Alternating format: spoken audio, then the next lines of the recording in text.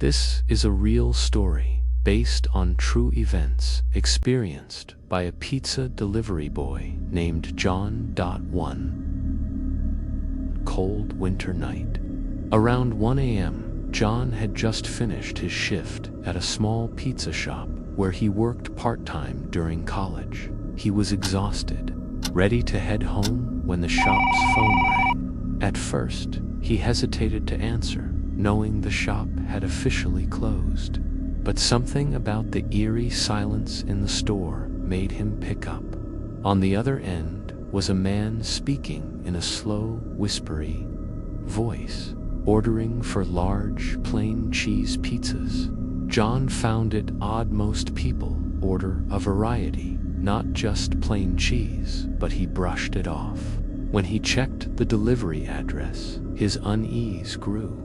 The location was far from the city, deep into an old, almost forgotten neighborhood near the outskirts. The roads leading there were poorly maintained, and hardly anyone lived in that area anymore. John considered rejecting the order, but since large deliveries meant better tips, and he desperately needed the money, he accepted. After preparing the pizzas, he set out on his bike. The farther he rode, the darker and quieter it got. There were no streetlights, only the dim glow of his bike's headlight illuminating the cracked road ahead. Trees with twisted branches lined the sides, casting strange shadows that looked like figures watching him. The occasional rustling in the bushes sent chills down his spine. As he neared the address, John's uneasiness grew. The house was isolated, surrounded by overgrown vegetation. It looked ancient, with peeling paint, broken windows, and an eerie silence surrounding it. There was no sign of movement inside, no lights, no sound, nothing. The place looked abandoned. John gulped, gripping the pizza boxers tighter. He pulled out his phone and tried calling his manager, wanting to confirm whether he should proceed with the delivery, but his calls went unanswered. Frustrated, yet determined not to lose his tip, he decided to knock the moment his knuckles touched the wooden door. It creaked open slightly on its own. A cold draft hit him, sending shivers down his spine. Hesitating, he called out, "Hello, pizza delivery." Silence. He knocked again, a little harder this time. Still, no response. Just as he was about to turn away, a dim light flickered on inside. Relieved that someone was home, he stepped inside cautiously. The air inside was thick with dust, and a strange, musty odor filled his nostrils. The wooden floor creaked under his feet. The dim bulb hanging in the hallway barely illuminated the eerie interior. Then he heard a faint giggle, a child's laughter, coming from somewhere inside the house. John felt his heartbeat quicken. "Hello, your pizza is here," he called out, trying to sound casual, but his voice wavered. Suddenly, something darted past his feet. He jumped back, his breath hitching. Looking down, he saw a black cat disappearing into a side room. He sighed in relief, was just an animal. But then, the moment the cat entered the room, the TV in that room turned on by itself. Static. The air, followed by muffled whispers. John's hands began to sweat. He cautiously approached the room, and his eyes widened in horror.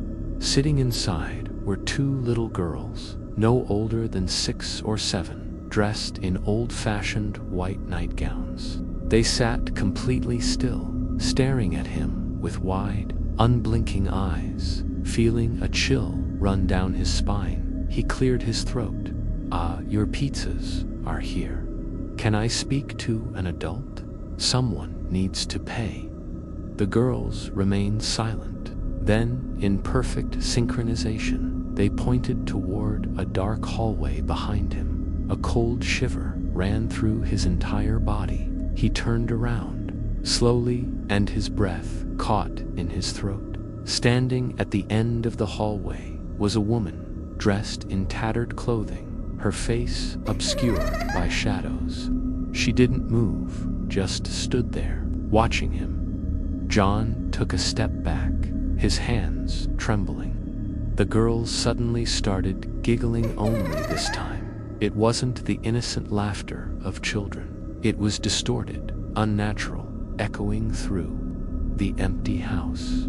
His instincts screamed at him to run, but his legs felt frozen in place. Then the woman moved, not walked, glided toward him without making a sound. As she emerged into the dim light, John finally saw her face. It was pale, unnaturally stretched, her eyes hollow and lifeless, her mouth twisted into an unnatural, wide grin, revealing jagged, yellowed teeth.